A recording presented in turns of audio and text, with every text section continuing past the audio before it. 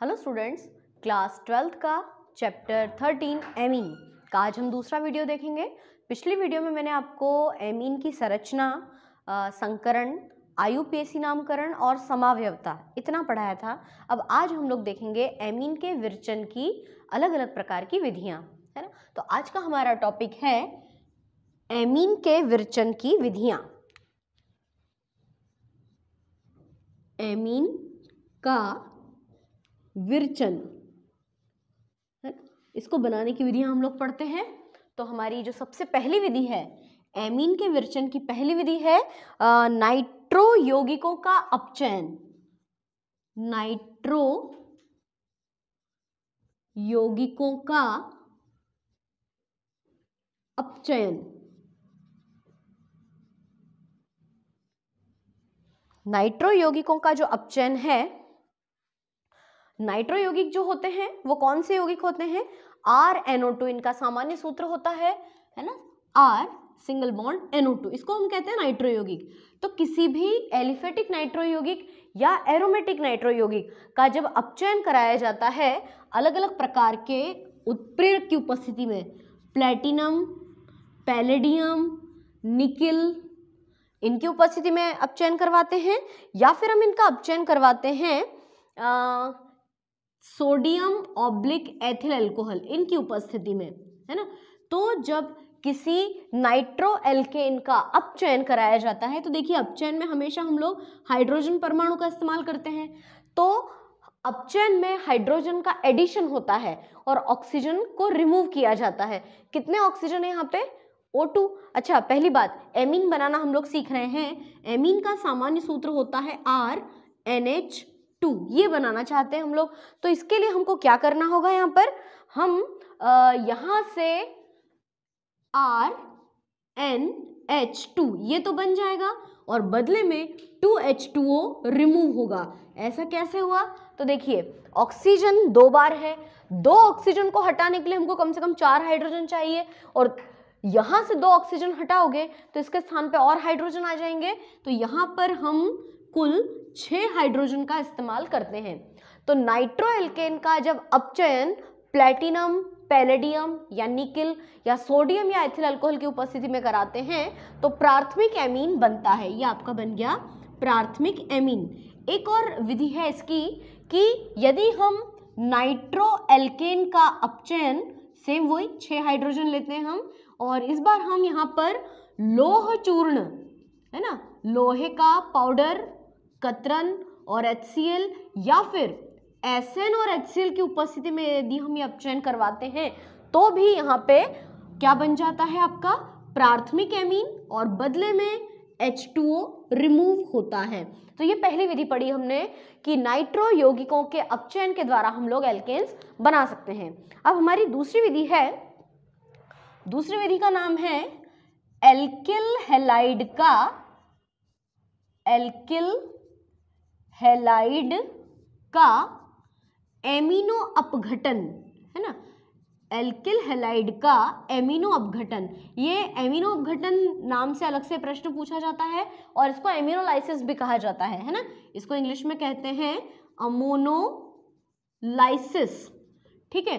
Ammonolysis का मतलब कि अमोनिया के द्वारा कैसे हम प्राथमिक, द्वितीयक, तृतीयक एमीन बनाते हैं। तो ये वाली जो विधि है, जो एमिनो अपघटन विधि होती है, इस विधि में प्राथमिक, द्वितीयक, तृतीयक एमीन के साथ साथ चतुर्थक अमोनियम लवण भी बनते हैं। और इस अभिक्रिया में क्या होता है कि जब अमोनिया की क्रिया किसी एल्किल हैलाइड के साथ बंद नली में, है ना, बंद नली और क्या लेते हैं यहाँ पे 573 केल्विन टेम्परेचर, 773 केल्विन तापमान पर जब बंद नली में अमोनिया गैस को एल्किल हैलाइड के साथ में गर्म करते हैं तो यहाँ पर ये जो एल्किल हैलाइड होता है ये नाभिक स्नेही प्रतिस्थापन अभिक्रिया देता है।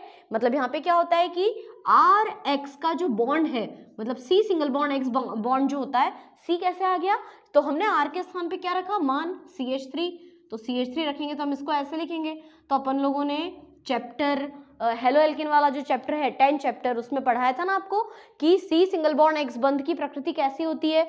ये जो हेलोजन होता है यह अधिक विद्युत ऋणात्मक होता है, तो ये क्या करता है, साझे के इलेक्ट्रॉन जोड़े को अपनी तरफ खींच के ले जाता है ना, जिससे कि इसके ऊपर तो आंशिक धनावेश आ जाता है और हेलोजन के ऊपर आंशिक ऋणावेश आ जाता है। तो फिर ये नाभिक स्नेही प्रतिस्थापन अभिक्रिया बहुत आसानी से दे देते हैं, तो बस उसी पर आधारित है रिएक्शन। तो क्या होता है इस क्रिया में कि जब अमोनिया की क्रिया एल्किल हैलाइड के साथ बंद नली में 773 केल्विन ताप पर करवाते हैं, 773 नहीं है, 373 केल्विन तापमान पर कराते हैं, तो पहले प्राथमिक एमीन बनता है। देखिए कैसे बनेगा, यहां से एक H और यहां से X निकल गया, ये निकला आपका HX, तो क्या बचा RNH2, ये बन गया हमारा प्राथमिक एमीन, है ना, ये प्राथमिक एमीन बना।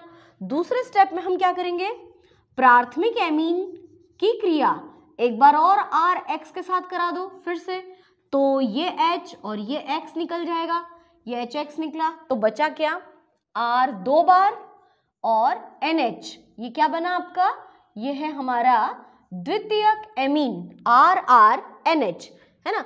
फिर इस R2NH यानी द्वितीयक एमीन की क्रिया एक बार और एल्किल हैलाइड से करा दो, तो जब एक बार और इसकी क्रिया एल्किल हैलाइड से कराते हैं तो H और X निकल गया, है ना, तो बचा क्या यहाँ पर, क्या बचेगा 3 बार एल्किल मूलक और N, यानी ये बन गया हमारा तृतीयक एमीन। और अंत में इस तृतीयक एमीन की क्रिया कराते हैं एक बार और एल्किल हैलाइड से, तो अब ये दोनों आपस में मिलकर कुछ रिमूव नहीं होगा, ये आपस में योग हो जाएगा और R4NX, इसके ऊपर माइनस चार्ज और इसके ऊपर प्लस चार्ज, इसको बोलते हैं चतुर्थक अमोनियम लवण, है ना। तो ये जो रिएक्शन होती है यहाँ पर अगर आप मान रखें R के स्थान पे मैथिल, एथिल, प्रोपिल, ब्यूटिल जो भी है, तो उस हिसाब से मैथिलेमीन, डाइमेथिलेमीन, ट्राइमेथिलेमीन और टेट्रामेथिल अमोनियम हैलाइड, इस तरह का कोई लवण निकल जाता है। अब आपकी किताब में एक एक्सरसाइज दी हुई है, उसमें पूछा गया है कि एथेनॉलिक अमोनिया की C2H5Cl से क्रिया करवाइए, मतलब सेम रिएक्शन बताई गई है, पूछी गई है, और सेम रिएक्शन को आपको कैसे शो करना है, देखिए मैं आपको सेम अभिक्रिया समझाती हूँ। क्या करना है हमको, हमें लेना है सबसे पहले C2H5Cl, क्या बोलोगे आप इसको, एथिल क्लोराइड, है ना, एथिल क्लोराइड की क्रिया करा दो NH3 से, अमोनिया से, क्या हो जाएगा पता है, HCl निकल जाएगा, ये Cl और ये H, तो बचा क्या C2H5NH2, ये बना आपका प्राथमिक एमीन, है ना, एथिल एमीन या एथिनामीन। सेकेंड स्टेप में हम क्या करेंगे, इस एथिल एमीन की क्रिया एक बार और C2H5Cl से करा दो, ठीक है, तो अब क्या होगा, एक H और HCl निकल जाएगा, एक H और एक Cl निकला मतलब HCl निकला, तो बचा क्या C2H5 का होल ट्वाइस NH, इसको आप क्या कहोगे, द्वितीयक एमीन, यानी हम इसको कहेंगे डाई एथिलेमीन, या इसका आयुपेस नाम क्या होगा, एन एथिल एथेनामीन। मैंने आपको पिछली वीडियो में आयुपेस नाम बनाना सिखाया हुआ है। फिर तीसरे स्टेप में क्या होगा, C2H5 का whole twice NH plus C2H5Cl, है ना, अब क्या होगा, H और Cl ये निकल गया, तो बचा क्या C2H5 का होल थ्राइस N, है ना, ये क्या बन गया हमारा, ये बना तृतीयक एमीन, जिसको हम कहते हैं ट्राई एथिलेमीन या N डाइएथिल एथिनामीन, आयुपेस नाम हुआ। और अंत में क्या होगा कि C2H5 का होल थ्राइस N की क्रिया एक बार फिर से C2H5Cl से कराते हैं, तो क्या हो जाएगा, ये बन जाएगा C2H5 का होल 4 N और Cl, है ना, इस पे माइनस चार्ज, इस पे प्लस चार्ज, तो इसको पता है क्या कहेंगे, टेट्रा एथिल अमोनियम क्लोराइड, ठीक है। तो ये जो एमिनो अपघटन अभिक्रिया है, एल्किल हैलाइड का एमिनो अपघटन, इस एल्किल हैलाइड के एमिनो अपघटन में मैंने यहाँ पर मान रखकर सेम अभिक्रिया को कंप्लीट किया है। अगर आपको परीक्षा में पूछते हैं कि एमिनो अपघटन अभिक्रिया समझाइए, तो कोई जरूरी नहीं है कि आप 2-2 बार लिखिए, आप कोई भी एक रिएक्शन को कंप्लीट कर सकते हैं, ठीक है। अच्छा, अब हम देखते हैं अगली अभिक्रिया। एमिनो अपघटन के पश्चात अब हमारी जो तीसरी अभिक्रिया है वो है नाइट्राइलों का अपचयन, है ना। तीसरा हेडिंग हम डालेंगे नाइट्राइलों का, नाइट्राइल को साइनाइड भी कहते हैं, याद रखना, नाइट्राइल मतलब कि साइनाइड का अपचयन। ठीक है, इसका भी अपचयन कराते हैं। तो साइनाइड समूह जो होते हैं ना, alkyl cyanide, RC triple bond NaN का सूत्र होता है। तो जब किसी एल्किल साइनाइड का अपचयन कराया जाता है, इसमें 4 हाइड्रोजन लेते हैं और अपचयन में उपस्थिति किसकी होती है, कोई ना कोई उत्प्रेरक यहाँ पे यूज किया जाता है।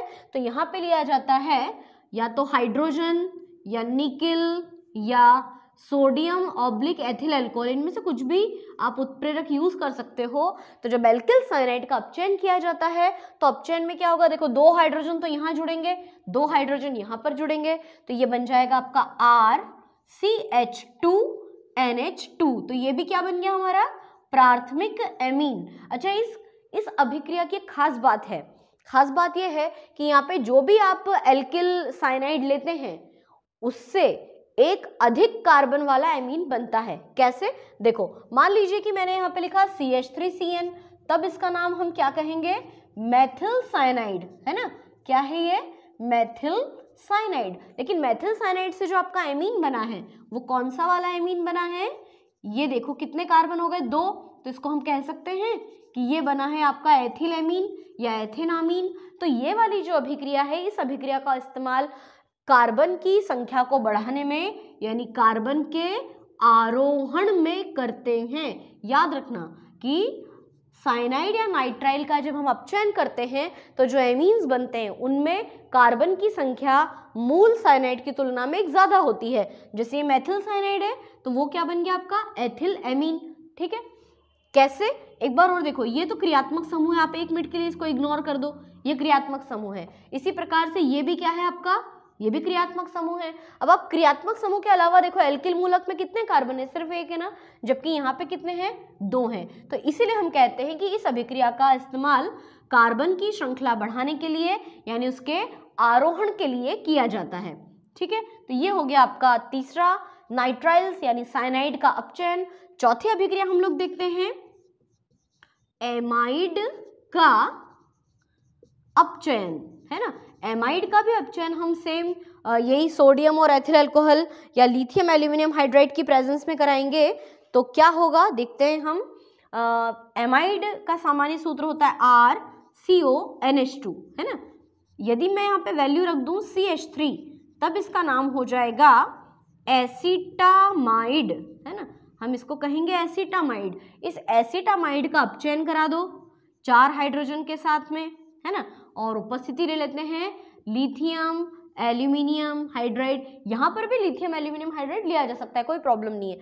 4 हाइड्रोजन में से 2 हाइड्रोजन तो इस ऑक्सीजन को लेके निकल जाएंगे, मतलब H2O रिमूव हो जाएगा, है ना। तो बचेगा क्या यहाँ पे, यहाँ बचेगा CH3 और इस कार्बन पे से एक ऑक्सीजन हटा तो इस जगह पे 2 हाइड्रोजन आ जाएंगे। तो CH3 CH2 NH2, ये क्या बन गया आपका, एथिल एमीन, है ना, ये बन गया हमारा एथिल एमीन। ठीक है, तो ये 4 बहुत सिंपल सी अभिक्रियाएं थी। ये एमीन का विरचन है। अब एक बहुत ही बढ़िया और इम्पॉर्टेंट अभिक्रिया है जिसका नाम है ग्रेबियल थैलेमाइड संश्लेषण, है ना। अगली रिएक्शन पढ़ते हैं हम लोग, और ये नेम रिएक्शन के रूप में भी पूछी जाती है। तो हमारी जो अगली अभिक्रिया है, अगली अभिक्रिया का नाम है गैब्रियल थैलेमाइड, गैब्रियल थैलेमाइड, और आगे क्या शब्द है, संश्लेषण अभिक्रिया। संश्लेषण शब्द का मतलब होता है कि बनाना, है ना। गैब्रियल थैलेमाइड संश्लेषण, इस विधि द्वारा क्या किया जाता है कि प्राथमिक एमीन बनाए जाते हैं। प्राथमिक एमीन्स को बनाने की बहुत इंपॉर्टेंट विधि है। तो सबसे पहले इसमें क्या किया जाता है कि थैलेमाइड नाम का एक यौगिक है, देखना कैसे बनाएंगे हम इसको। ये है आपका बेंजीन और इस बेंजीन से जुड़ा है CO, यहाँ पर भी है CO और ये है आपका NH, है ना। इस पदार्थ का नाम, इस यौगिक का नाम है थैलेमाइड। तो सबसे पहले हम क्या करते हैं कि इस थैलेमाइड की क्रिया हम करा देते हैं पोटेशियम हाइड्रोक्साइड से KOH के साथ में। तो सबसे पहले क्या होगा कि ये H और ये OH रिमूव हो जाएगा, H2O रिमूव हुआ और H के स्थान पे पोटेशियम आकर जुड़ जाएगा। तो हम इसको लिखेंगे कि ये बेंजीन रिंग और यहाँ पे C डबल बॉन्ड O, इधर भी C डबल बॉन्ड O और ये हो गया आपका NK। तो यदि ये थैलेमाइड है तो इसका नाम क्या हो जाएगा, इसको हम कहेंगे पोटेशियम थैलेमाइड, है ना, पोटेशियम थैलेमाइड। इसके बाद क्या किया जाता है कि इस पोटेशियम थैलेमाइड की क्रिया एल्किल आयोडाइड या किसी अन्य एल्किल हैलाइड के साथ कराते हैं, है ना। इसके आगे की स्टेप देखिए, बहुत सिंपल है। अब इसकी क्रिया हम कराते हैं एल्किल आयोडाइड के साथ, Ri के साथ। तो जब इसकी क्रिया हम एल्किल आयोडाइड के साथ कराएंगे तो इस बार K और I रिमूव हो जाएगा, KI निकल गया। तो फिर बचा क्या, तो बचेगा ये आपका बेंजीन रिंग, है ना, यहाँ पे CO, यहाँ पर भी CO और ये बन गया N और N के साथ K हट चुका है तो N के साथ आ जाएगा R, है ना। तो इसका नाम क्या होगा, देखो वो थैलेमाइड, ये पोटेशियम थैलेमाइड और इसका नाम हो जाएगा N एल्किल, R के लिए एल्किल और बाकी का नाम है थैलेमाइड, है ना।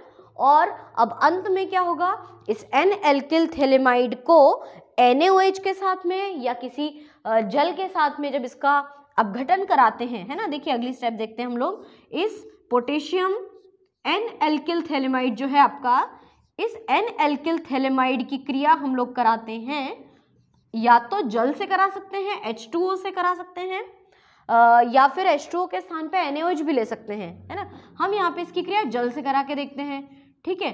तो जब हम इसकी क्रिया जल से कराएंगे तो बन जाएगा ये आपका, ये क्या बन गया, अच्छा सोडियम हाइड्रोक्साइड की प्रेजेंस भी ले सकते हैं या डायरेक्ट सोडियम हाइड्रोक्साइड भी क्रिया में भाग ले सकता है। तो पता है क्या होगा, ये तो बन गया आपका प्राथमिक एमीन RNH2, है ना। ये तो हमारा प्राथमिक एमीन बन गया। कैसे बना देखो जरा, RNH2 और ये जो दो OH है, एक OH इसके पास जुड़ेगा और एक OH इसके पास, तो कुल मिलाकर क्या बन जाएगा हमारा बेंजीन रिंग। बेंजीन रिंग के साथ में इधर CO, है ना, इधर CO और एक एक OH आ गया। आप चाहो तो इसको ऐसे लिख सकते हो या फिर हम इसको ऐसे भी लिख सकते हैं कि ये डबल बॉन्ड O के साथ में ऊपर था ना, तो ये O OH और इसको आप ऐसे लिख दो O OH, है ना। ये मालूम क्या चीज है, इसका नाम हम देते हैं, इसको हम कहते हैं थैलिक अम्ल, ठीक है। ये बन गया हमारा थैलिक एसिड। और यदि मान लो कि हम यहाँ पर इसके स्थान पे NaOH से क्रिया कराते, अगर NaOH से क्रिया होती तो NaO मतलब यहाँ पे O के साथ Na आ जाता, सोडियम का कोई लवण बन जाता। तो ये बन गई हमारी गैब्रियल थैलेमाइड संश्लेषण अभिक्रिया। एक बार फिर से देखते हैं हम इसमें कि सबसे पहले थैलेमाइड की क्रिया पोटेशियम हाइड्रोक्साइड से कराते हैं तो H और OH रिमूव हो जाता है और बनता है पोटेशियम थैलेमाइड। फिर पोटेशियम थैलेमाइड की क्रिया एल्किल आयोडाइड से कराते हैं तो K और I ये निकल जाता है और बचता है N एल्किल थैलेमाइड। और फिर अंत में इस N एल्किल थैलेमाइड का जल अपघटन करा देते हैं। तो इसका जल अपघटन कराने पर हमारा प्राथमिक एमीन बन जाता है और थैलिक एसिड रिमूव हो जाता है। गैब्रियल थैलेमाइड संश्लेषण में एक बात विशेष तौर पे याद रखना कि इस विधि द्वारा केवल प्राथमिक एमीन ही बनाए जाते हैं, है ना। अब हम अगली अभिक्रिया पढ़ते हैं। हमारी अगली अभिक्रिया है हाफमैन ब्रोमाइड अभिक्रिया। इस चैप्टर की सबसे ज्यादा इंपॉर्टेंट रिएक्शन है ये, है ना। इस अभिक्रिया का नाम है हाफमैन ब्रोमाइड अभिक्रिया। और ये जो हाफमैन ब्रोमाइड अभिक्रिया है इसको हाफमैन अवरोहण अभिक्रिया भी कहते हैं। अवरोहण, अवरोहण का मतलब क्या होता है, कार्बन की संख्या का कम होना। आरोहण का मतलब होता है कार्बन की संख्या का बढ़ना। हाफमैन ब्रोमाइड अभिक्रिया मोस्ट इंपॉर्टेंट रिएक्शन है ये। तो इस अभिक्रिया में क्या किया जाता है कि जब एमाइड की क्रिया RCONH2, है ना, एसिटामाइड या एमाइड समूह की क्रिया ब्रोमीन जल के साथ Br2 ब्रोमीन जल के साथ और एल्कोहलीय कास्टिक पोटाश के साथ कराते हैं। यहाँ पे हम एल्कोहलीय कास्टिक पोटाश के 4 अणु लेंगे, ठीक है। तो जब किसी एमाइड की क्रिया ब्रोमीन जल और अल्कोहलीय कास्टिक पोटाश के साथ कराते हैं, मैं यहाँ पे आपके लिए वैल्यू भी रख देती हूँ, जैसे मैंने हम यहाँ पे लिखा CH3, तो इसका नाम हम क्या कहेंगे, एसिटामाइड। और आप जरा ध्यान से देखिए, इस एसिटामाइड में कुल कितने कार्बन है, एक और एक, दो है ना, 2 कार्बन परमाणु है इसके अंदर। तो जब एसिटामाइड की क्रिया ब्रोमीन जल के साथ और अल्कोहलीय कास्टिक पोटाश के साथ कराते हैं तो प्राथमिक एमीन बनता है, RNH2 बनता है ना। अब देखिए जरा, हमने R के स्थान पर क्या लिया है, यहाँ पे R के स्थान पे CH3 लिया है, तो हम यहाँ पर क्या लिखेंगे, CH3NH2। तो ये जो आपका प्राथमिक एमीन बना है, इसमें कितने कार्बन है, सिर्फ 1 कार्बन है। और जबकि हमने यहाँ पे जो एसिटामाइड लिया था उसमें कितने कार्बन थे, 2। तो हो गया ना अवरोहण, यानी कार्बन की संख्या को कम करने के लिए हमेशा हाफमैन ब्रोमाइड अभिक्रिया का इस्तेमाल करते हैं। मुख्य उत्पाद बन चुका है, परंतु और क्या क्या चीजें निकलती हैं तो देखते हैं। देखिए ये 2Br और ये 2K, ये क्या निकल गया आपका, 2KBr है ना, 2KBr निकल गया, पोटेशियम ब्रोमाइड के 2 अणु निकल गए। अच्छा, और क्या बचा हुआ दिख रहा है आपको, देखो एक तो ये H2O HHO और एक ये H2O है ना, मतलब H2O के कितने अणु निकले, एक H2O का ये अणु और दूसरा H2O का ये अणु, मतलब कि 2H2O भी निकला इस क्रिया में। और क्या निकला, देखो जरा ध्यान से, CH3NH2 तो पहले ही बन गया था, CO बचा है CO और K 2 बार, O 2 बार, CO और KO के 2 अणु, तो ये इनका कॉम्बिनेशन मिलके बनता है K2CO3, मतलब कि पोटेशियम कार्बोनेट है ना, K2CO3। ठीक है, तो एक बार फिर से देखते हैं कि जब किसी भी एमाइड, चाहे वो बेंजेनामाइड हो या फिर एसिटामाइड हो, तो जब किसी एमाइड की क्रिया, अगर आपको बेंजेनामाइड की क्रिया देखनी है तो वो भी देख लो। बेंजेनामाइड का सूत्र C6H5CONH2 की क्रिया ब्रोमीन जल से और अल्कोहलीय कास्टिक पोटाश के साथ कराते हैं। इस बार मैंने डायरेक्ट 4KOH लिखा है क्योंकि क्लियर आपको समझ में आ गया है। तो बेंजेनामाइड की क्रिया ब्रोमीन जल और अल्कोहलीय कास्टिक पोटाश के साथ कराएंगे तो बन जाएगा आपका एनिलीन C6H5NH2, और बदले में क्या क्या चीजें मुक्त होगी, पोटेशियम ब्रोमाइड है ना, H2O और K2CO3, ये इतनी सारी चीजें इसमें मुक्त होंगी। तो ये जितनी भी हमने आज 6 रिएक्शंस पढ़ी हैं, ये सभी क्या हैं, ये प्राथमिक एमीन के विरचन की विधियां हैं। कुछ ऐसी रिएक्शंस हमको मिली जिनमें हमने प्राथमिक, द्वितीयक, तृतीयक तीनों प्रकार के एमीन्स बनाकर देखे, मतलब स्पेशली एमीन अपघटन। बाकी सभी विधियों में हमने एल्किल एमीन बनाकर देखा, यानी एमीन के विरचन की विधियां पढ़ी हैं।